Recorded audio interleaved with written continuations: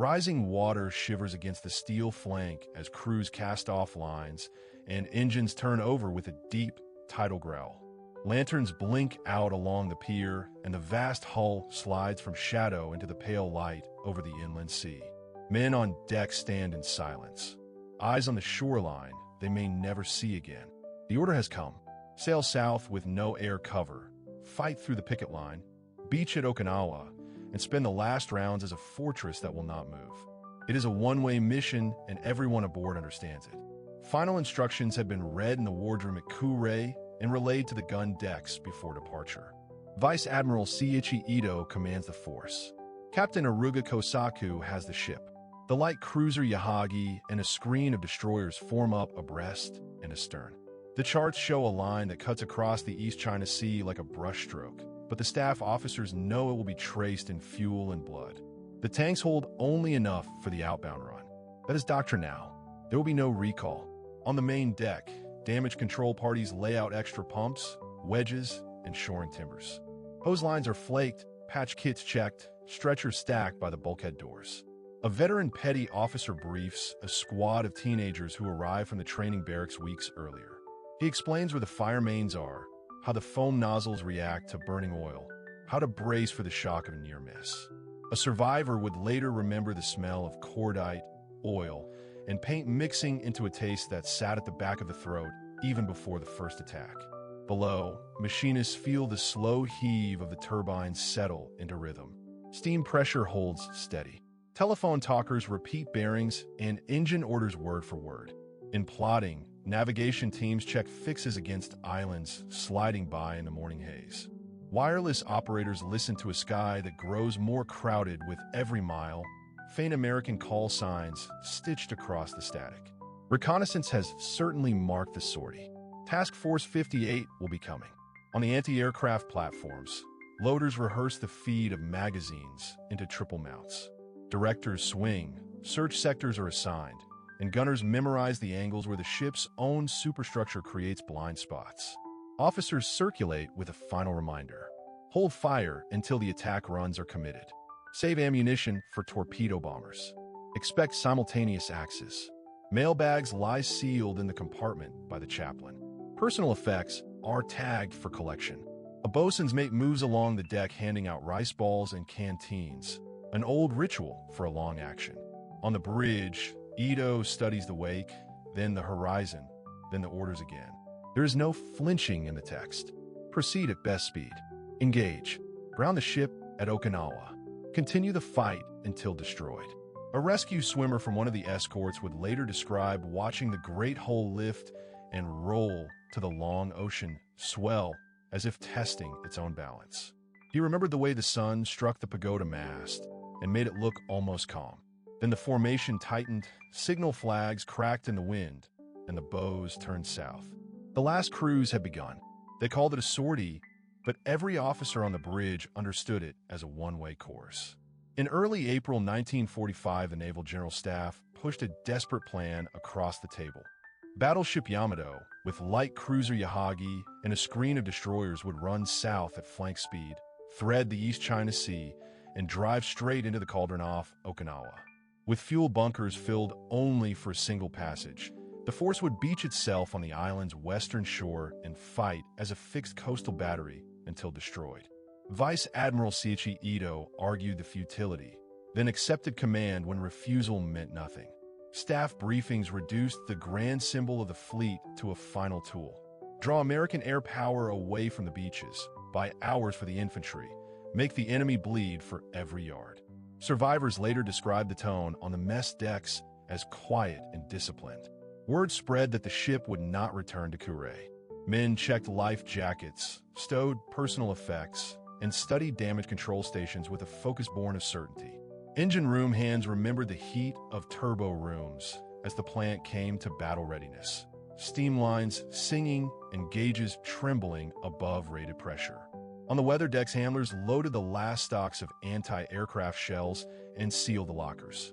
Medics laid out morphine ampoules and bandages beside fire axes and stretchers. The plan demanded speed, formation integrity, and a willingness to die at the shoreline rather than in the deep.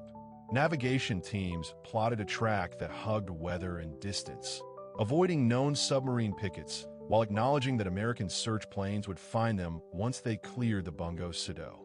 The escort doctrine was simple. Destroyers would screen against submarines through dawn, then close to pass hoses and tow if bombs or torpedoes crippled a unit. Yahagi, fast and responsive, would anchor the anti-aircraft sector astern. Yamato's main battery, designed for duels beyond the horizon, would almost certainly never fire at a battleship. Secondary and light mounts mattered now, along with the brutal arithmetic of damage control parties racing smoke and flooding. Pilots who later fought over Okinawa recalled intercepted traffic that hinted at an unprotected thrust. That reality shaped the Japanese timetable. The force would run under cloud if possible and arrive by daylight, when beaching was feasible and when the island's defenders might still sense a surge of hope from the sea. In wardrooms, the charts showed reefs, gradients, and likely landing points where a stranded hull could anchor in sand and rock and turn 9 guns into a fortress. By the evening before departure, the plan fit into a handful of sentences. Sail south at maximum sustainable speed. Endure the air onslaught. If still afloat, drive onto the shore and fight until silent. Men slept in work clothes. Letters were sealed and left with shipmates. At dawn, engines answered bells, and the column formed in a steel line that aimed for Okinawa and did not bend. First light spreads over the East China Sea, a flat sheet of pewter under low cloud and stray squalls. Far to the north, a Japanese force pushes south at high speed. Yamato leads, flanked by a light cruiser and destroyers, bows throwing white water as boilers run at battle lash. The sortie is underway, and the ocean begins to carry its signals. On the American side, the web is already cast.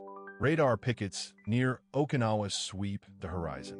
Submarines have reported contacts in the straits the day before, terse bearings and estimates that point to something large moving out of home waters.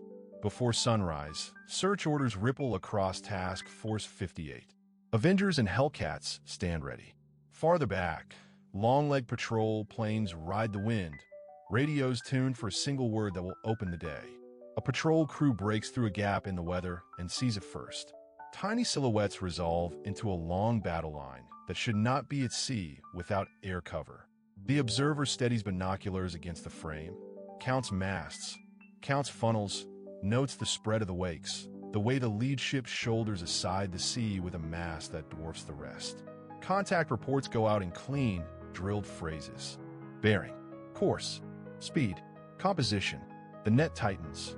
Veterans who flew that morning remember a mix of routine and awe. One pilot later described the sea as a quilt of shadow and glare, with black flecks marching across it in perfect discipline. Another recalled the sudden lift in the voice on the radio as the first fix came through, followed by the calm that training forces back into the cockpit. The targets were moving fast.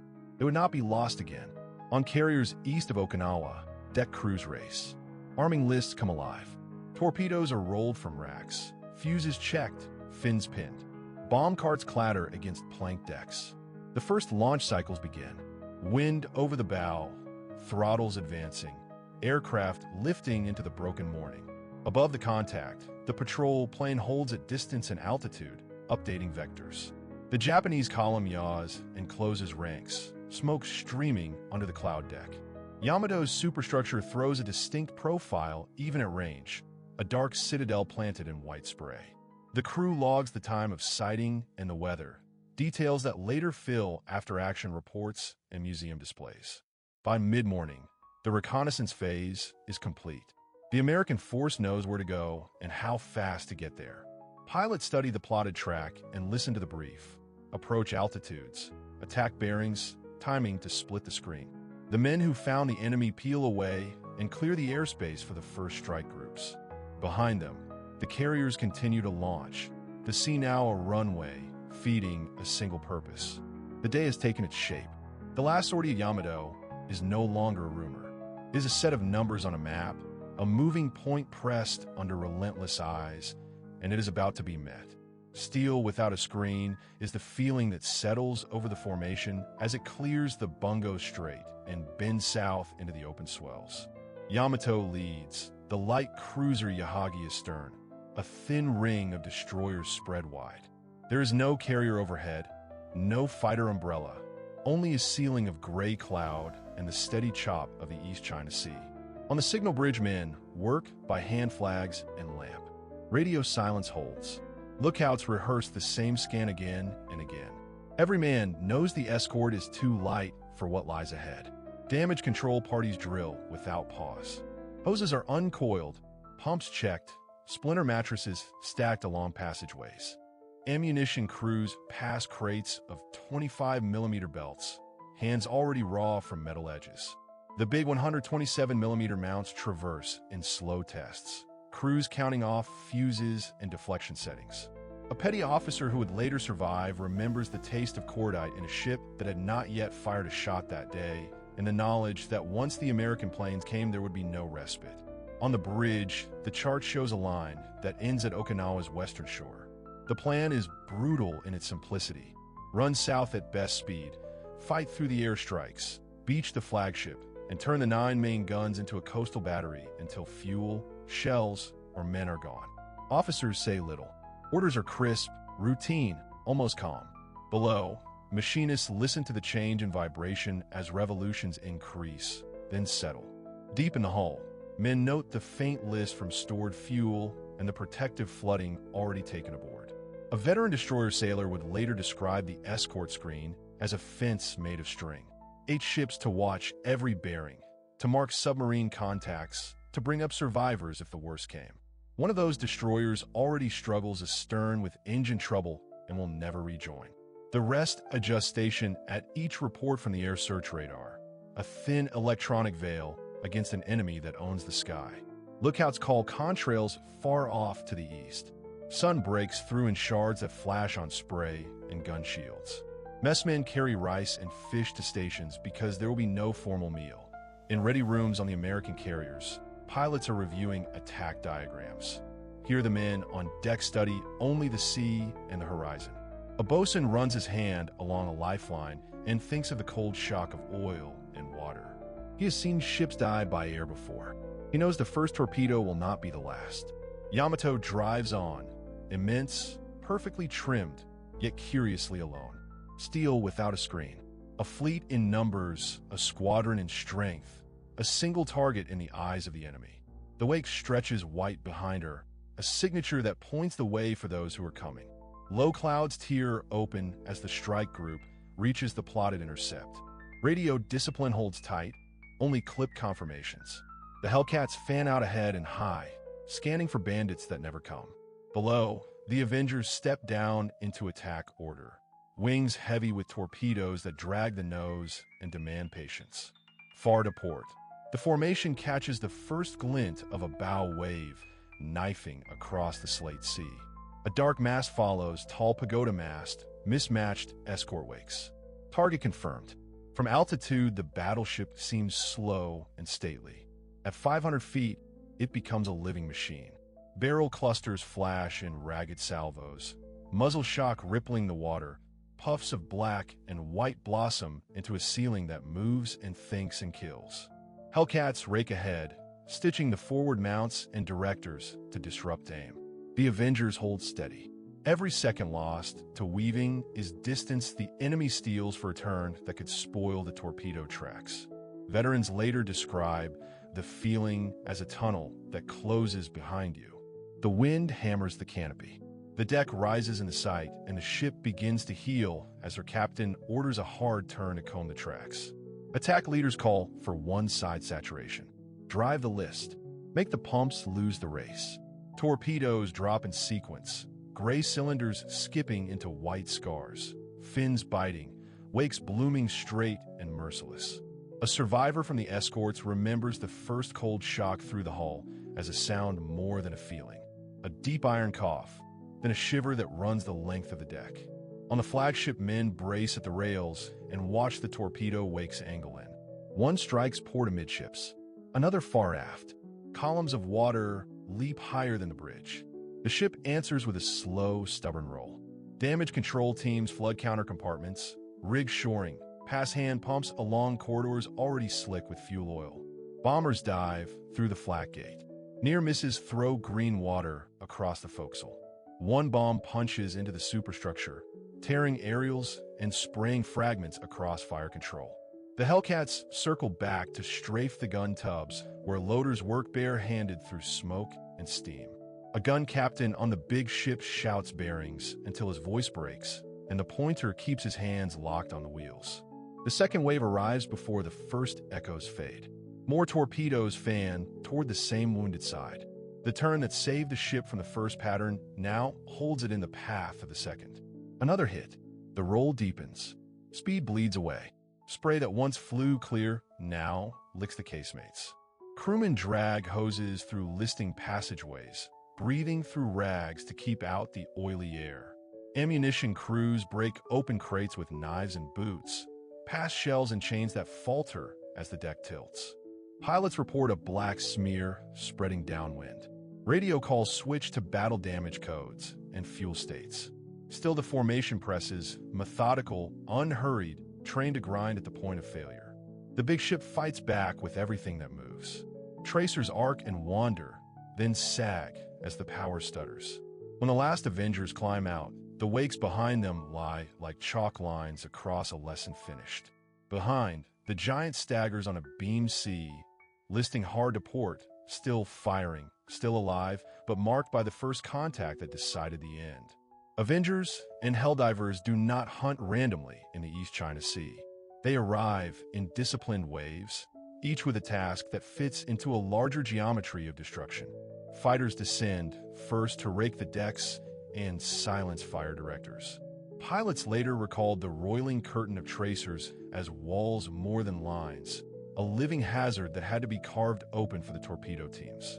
Then, the Helldivers stoop in steep angles, releasing 1,000-pound armor-piercing bombs at the turn point, so the weapons fall along the length of the ship, not across it. This timing seeks boilers, turrets, and the central spine of power. The torpedo pattern is the hinge of the battle. Teams of Avengers fan wide and come in from opposite quarters, a pincer that forces the battleship to choose. If she maintains course, she accepts hits on both beams. If she throws the helm to comb tracks, she shows a broadside to one wing. Veteran crews learn to hold their nerves low and straight.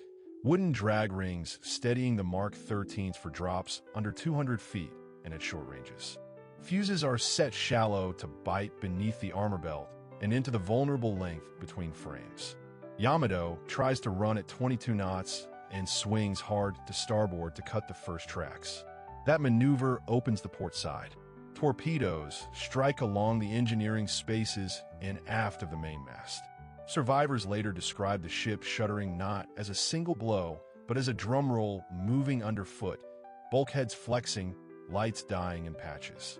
Damage control floods starboard voids to check the growing list, but buoyancy paid out to stay upright is speed and height lost for the next wave. Bomb runs stitch the deck.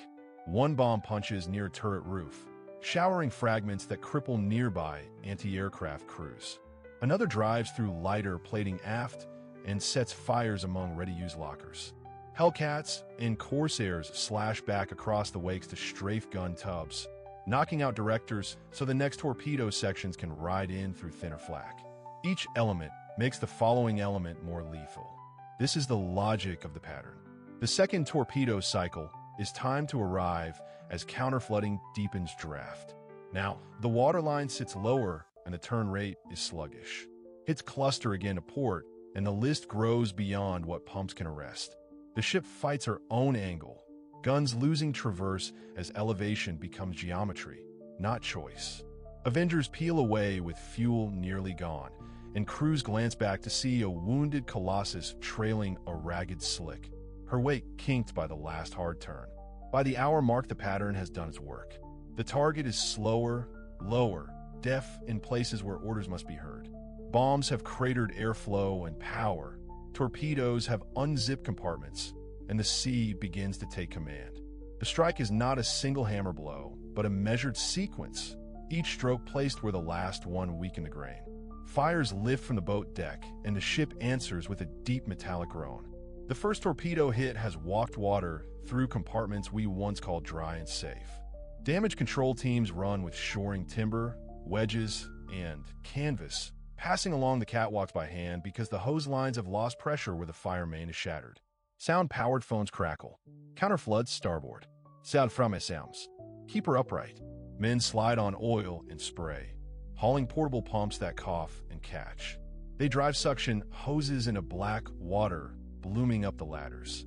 Others smash stowage to find anything that can plug a hole. Hammocks stuffed with kapok, mattress ticking, even rice sacks turn into soft patches. A petty officer marks the list by eye against a stanchion stripe. Port is deepening. Another torpedo drives the hull sideways, and the deck shivers under boots. Survivors later remembered the odd quiet inside the noise. A stoker kneels at a valve wheel with steam singing in his ears and works until skin blisters. A runner from the infirmary brings bandages and iodine to a pump crew because the sick bay is full and the wounded lie wherever a body will not block the passage. The chief engineer orders magazine flooding.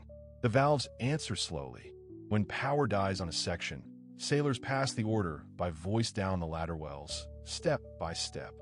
On the weather side, teams hack free a scorched hatch, vent smoke, and relay buckets where a line will not reach.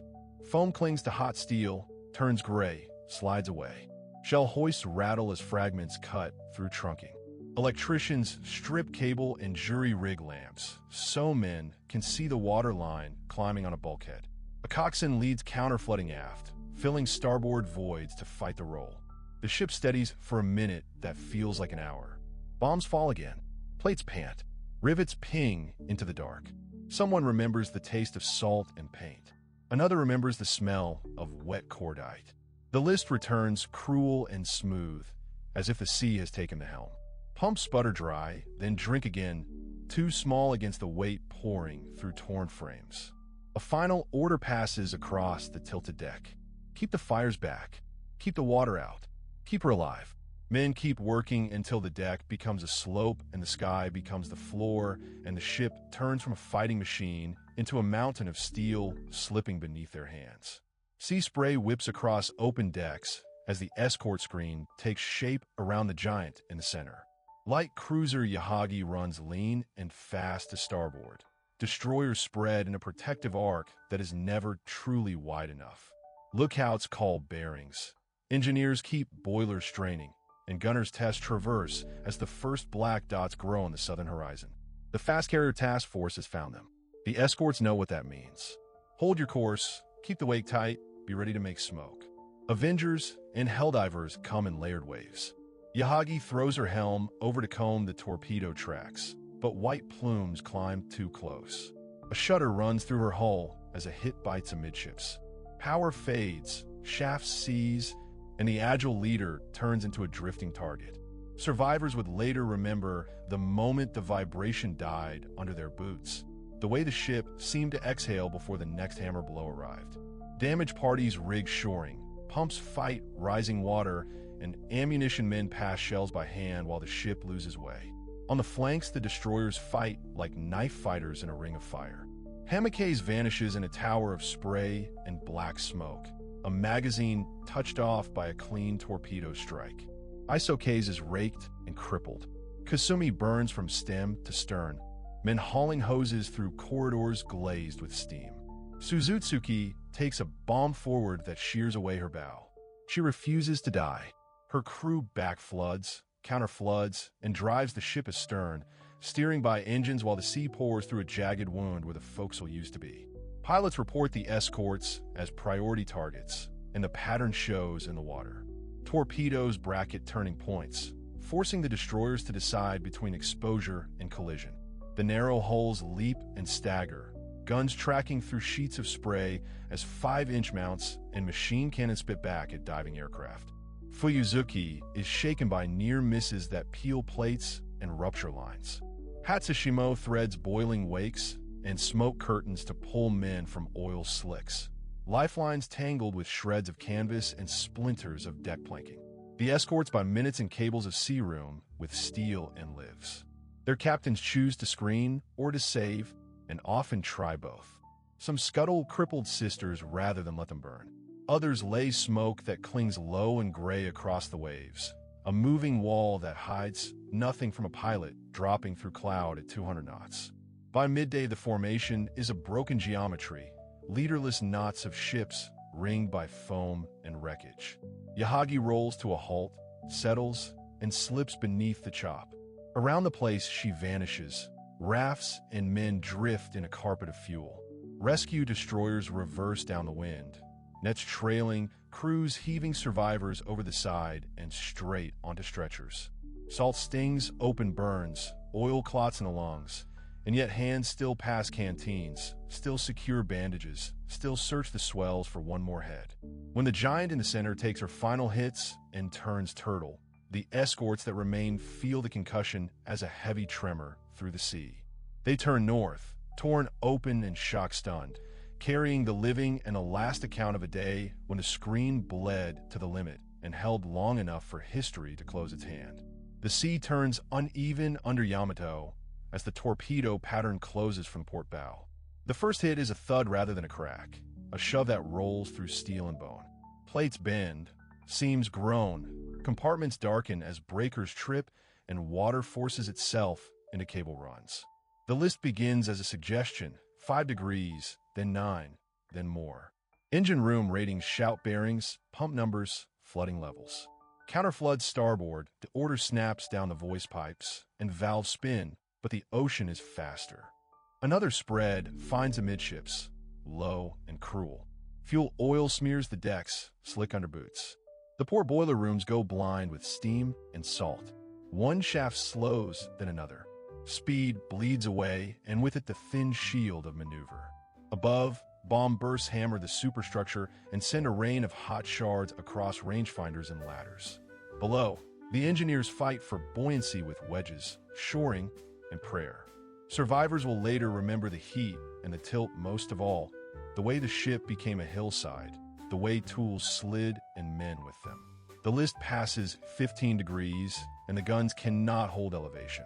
Turrets grind uselessly against their own weight. Damage control teams rig portable pumps, but the power flickers and dies. Water pours in through torn seams and vents. The cruiser Yahagi is gone astern, broken by torpedoes. Destroyers struggle in blackened wakes, firing at shadows while their decks glow with embers. A final portside impact lands abaft the beam, and something deep gives. Bulkheads buckle. The central trunk becomes a chimney for smoke and souls. 30 degrees now. The sea reaches the weather deck. Abandoned ship is passed with a terrible calm. Men tear off boots, jump for rafts, or cling to ropes that bite into their hands. Some feel the deck twitch as trapped air moves, a living thing inside a dying giant. At the end, a roll accelerates. Turrets tear free and plunge like stone monuments. Yamato turns turtle, the keel black against the afternoon sky. For a breath, the hull hangs, shuddering. Then the magazines cook off in a white glare that erases horizon and memory. When the shock passes, only wreckage and men remain, oil-coated and blinking through spray, calling to destroyers that weave back through falling ash to pull them out of the red water of the East China Sea. Fire runs along the decks as the hull heels farther to port.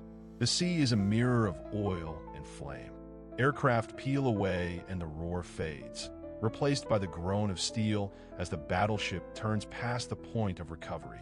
Survivors later describe the smell of cordite and hot paint, and the sting of salt mixed with bunker fuel on burned skin. Damage control parties work in darkness and steam, dogging hatches, passing hoses, but the list defeats pumps and courage alike. Shell rooms flood unevenly. Konterflot fallfest jum. Batteristi.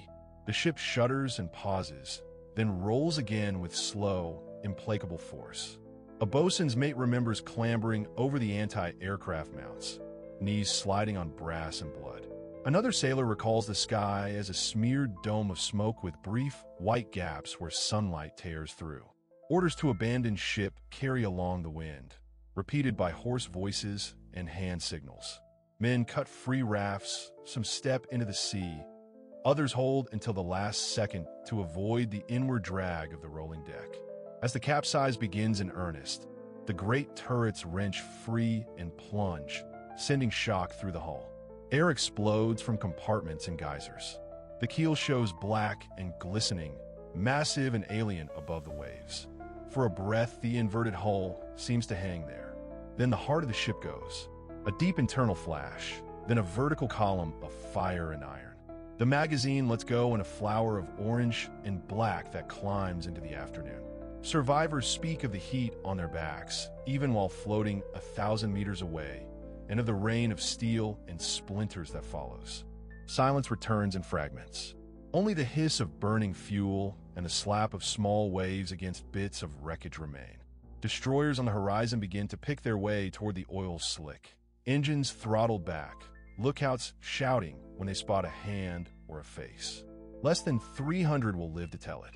They will remember the tilt of the sea, the brightness of that final cloud, and the sudden absence where a giant had stood moments before. In the afternoon haze of the East China Sea, the water is slick with fuel and dotted with wreckage. Men kick free of tangled hoses and broken ladders, lungs burning from smoke, ears ringing from the last thunder of the ship that raised them.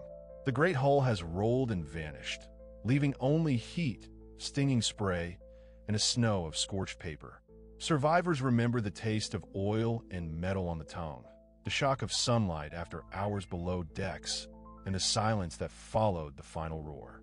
Some drift on splintered planks, some cling to kapok jackets swollen with seawater, all scanning the horizon for a funnel, a mast, any sign of a friendly wake. Destroyers appear through the haze, bows punching into the swell. On their decks, sailors heave lines and scramble nets, timing the roll to keep propellers from dragging men under. Voices carry over the wind as crewmen call names and numbers, checking rosters already made obsolete. Hands blister on wet manila rope as they haul bodies slick with fuel. Those pulled aboard cough black water onto the planks. Medics cut away burned cloth, bind shrapnel wounds, and push canteens into trembling hands. The smell of fuel follows everywhere, seeping into skin and hair. From the air, American aviators circle, recording the scene in terse notes. They see a spreading stain, a half-submerged fin of steel, survivors in clusters, destroyers weaving through foam and debris. Pilots mark the time the ship rolled, the angle of the list, the bloom of the magazine burst that climbed like a dark flower and fell back as iron rain. Later, their logs will fix bearings and minutes that the men in the water only remember as heat and vibration. Night draws closer, wind steady from the west, waves chopping at the rafts. On the destroyers, rescued men sit in rows against the bulkhead, blankets around their shoulders, enamel mugs rattling in their hands. Some speak of compartments sealed to hold the ship steady, of ladders jammed with bodies, of the last order to abandon ship. Others stare at their boots, counting the seconds between the roll of the deck and the slap of the bow. A few find shipmates and grip forearms without words. By dark, the search widens then thins. The sea keeps what it has taken. On the mess tables, clerks add names to narrow columns. In the ready rooms miles away, pilots close their logbooks and touch the edges of maps. Years later, survivors will recall the feel of that rope, the weight of a hand pulling upward, the cold steel of a deck, and the unbearable light of sky suddenly empty of their ship. In the hours after the sea closed over Yamato, the first stories formed in the roar of memory and smoke. Many said the mission had been pure suicide, a ritual charge into oblivion. The record shows a more complex intent. The plan called for a sprint to Okinawa, beaching on the western shore, and fighting as a fixed battery to break the invasion line. Fuel allowed a one-way run, but the goal was tactical effect, not symbolic surrender. Others swore the battleship had been invincible until an instant, mysterious blast. Logs and after-action reports tell a different sequence. Repeated torpedo strikes from multiple bearings collapsed compartments, bent bulkheads, and forced a fatal list. Damage control parties fought fires, shored frames, and tried to counterflood. Their work slowed the roll, but progressive flooding outran pumps and men. Some remember the sky as a single wave. In truth, the strikes came in discipline cycles. Avengers set patterns to herd the ship, then pressed home low. Hellcats strafed decks to disrupt guns and teams with hoses. Survivors later recalled oil slicks on the water, the metallic taste of smoke, the heat when ready-use lockers cooked off. American rescuers spoke of rafts adrift amid drifting wood and a brown haze that stung the throat. The greatest myth claims the end was instantaneous. The facts show minutes that stretched into a final crescendo. With the list past recovery, the ship rolled, exposed her belly, and a magazine detonated. The column of fire and debris reached into cloud and fell as cinders. More than 3,000 men were lost. A few hundred were hauled aboard destroyers, burned, deafened, and silent. Legacy hardened quickly. Air power, not armor, ruled the late war sea. Torpedo doctrine that demanded converging approaches proved decisive. The ship herself became a lesson in scale without cover, and in the limits of heroic labor against concentrated aviation. Memorial stones and museum halls preserve names and artifacts. The wreck on the seabed carries scars that match the reports. Between myth and record stands the human voice, describing light that turned the sea white, the long wait in cold water, and the knowledge that the age of the big gun had passed.